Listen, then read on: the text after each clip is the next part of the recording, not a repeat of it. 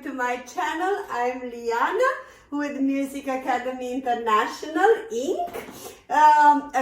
Welcome to my channel. I'm so happy. Today we're going to start an entire series with a full tutorial on Sonata Facile in C major. As you can hear, it's one of the most famous sonata by Mozart, okay?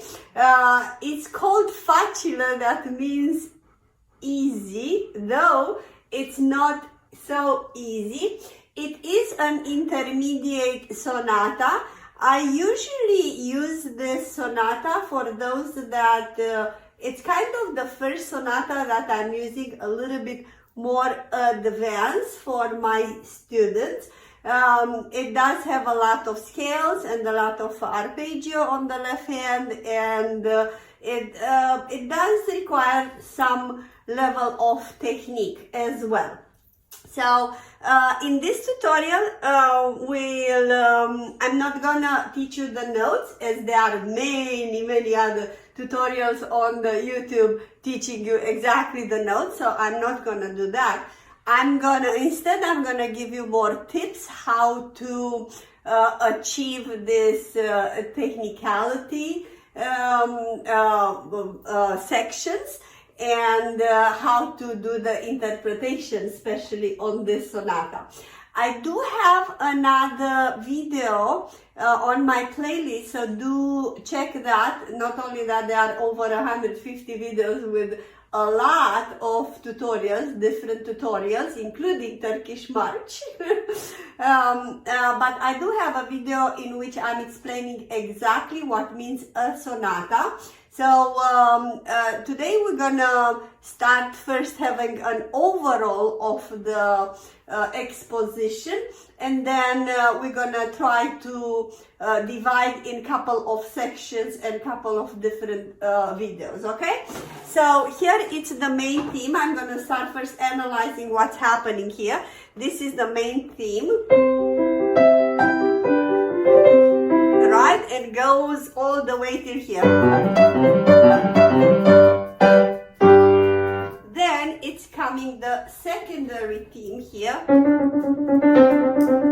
So first theme, usually it's more proeminent, that means it's stronger, and second theme, it's more feminine, I would say, in which, so there are two characters, there are different characters, as you can see here is more.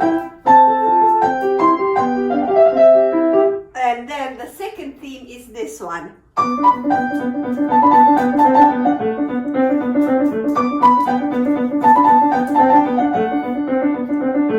then they're talking.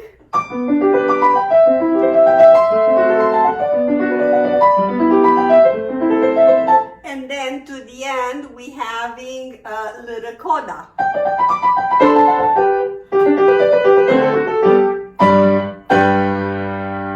That would be first part of the exposition. We're calling the exposition.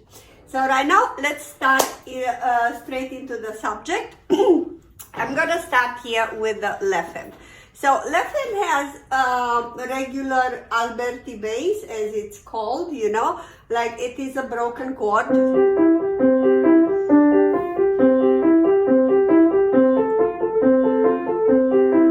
Right? That I would like you to practice this one. I'm gonna give you a little tip on how to practice. So usually what we're doing, we're holding the bass a little tiny bit longer. So that would give the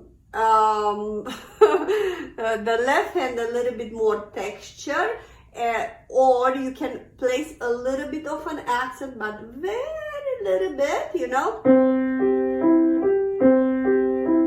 and then the other three notes very soft and close to the keys. So don't do this.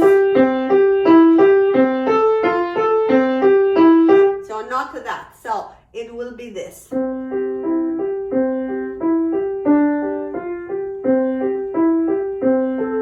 Can you see how I'm holding a little bit the bass?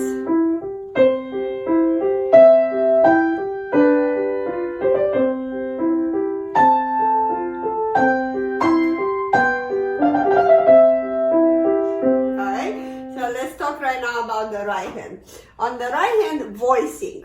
That's very, very important. So you start, it's a dolce. What means dolce? Everybody's saying dolce means sweet. Well, in Italian, you know, dolce, it's more than sweet. It's something that it's melting on your throat, like a honey melting or a Dove chocolate, I would say. So it's very sweet and really, really nice playing. Like,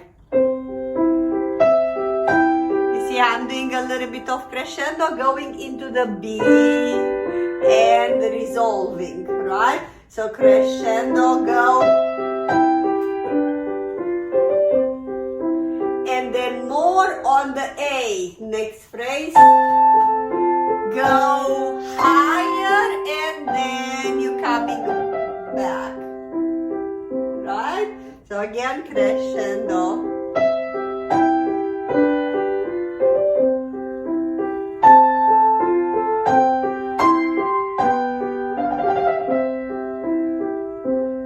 Not sweet? It's really sweet. Right now let's talk a little tiny bit about this trill. If you are a beginner, meaning beginner intermediate, and it's your first time playing this sonata, you can just stay with a triplet here.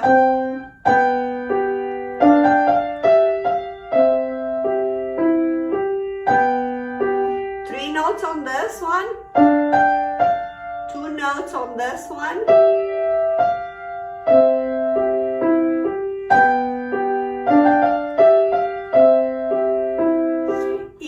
Can do more on that trill, that's gonna be even more fun. Like double trill, like 5 notes. And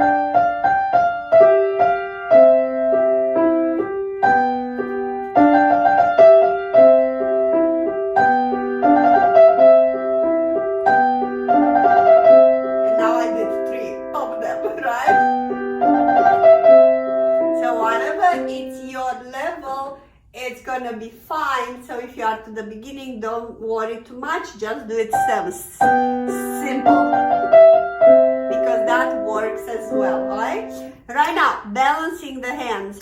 I did talk this as well in other tutorials. You know, the trick that I am using is you to play the right hand pretty strong and fake that you are playing the left hand. So what we don't want to hear, that in my 30 years of experience, I heard a lot of this.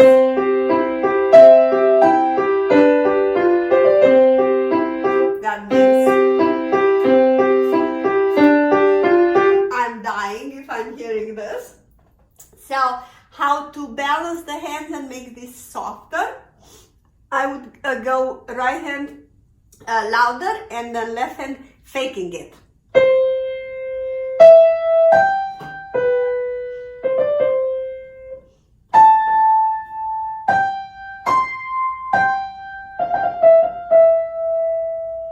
And soften up to the end, right? And just don't play the left hand, just faking it. To the end, if you do this for like a couple of days, you don't even need to do more than a couple of days, or who knows, maybe only 10 minutes or 20 minutes, then it's gonna come very nice here.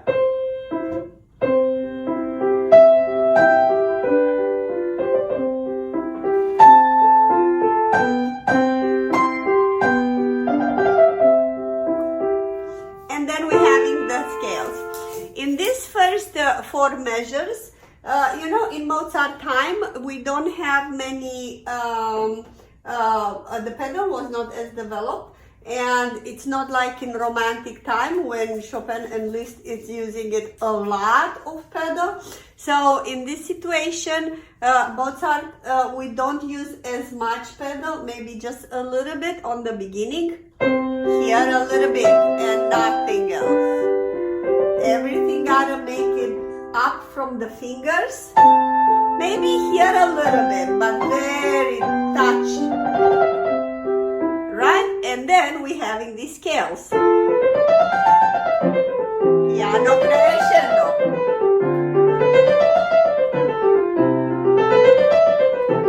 Piano.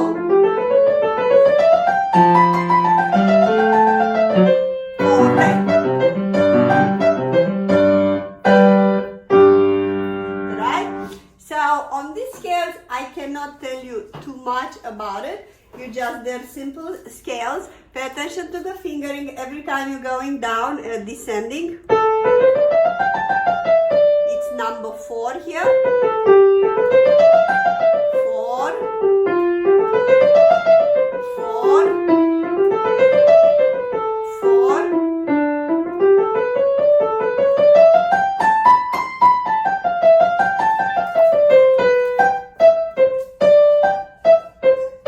And this one, if you can do it like that, with this legato, staccato, legato, staccato.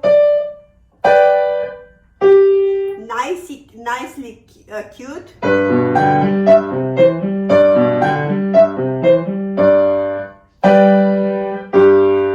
you can see here how I'm starting in piano, so make sure it's piano. And then more forte here. And a lot of big, a little bit there. Here I'm using a little bit of a pedal on count 1 and count 3. Up,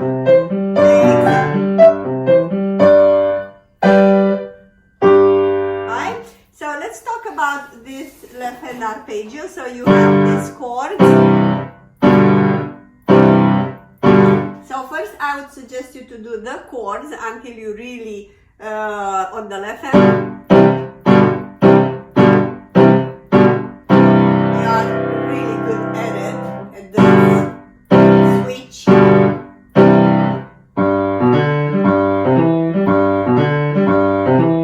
And then guess what? I'm adding rhythms.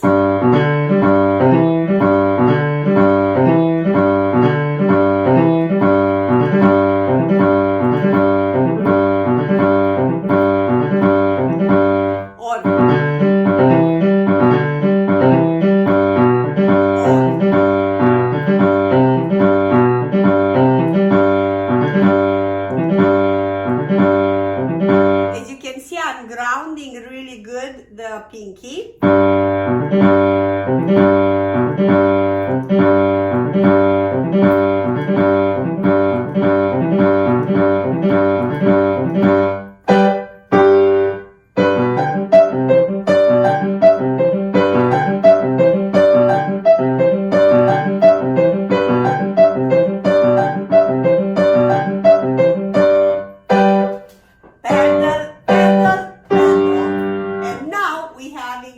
Secondary theme in part number 2. Okay, thank you for watching. Practice and see you in part number 2.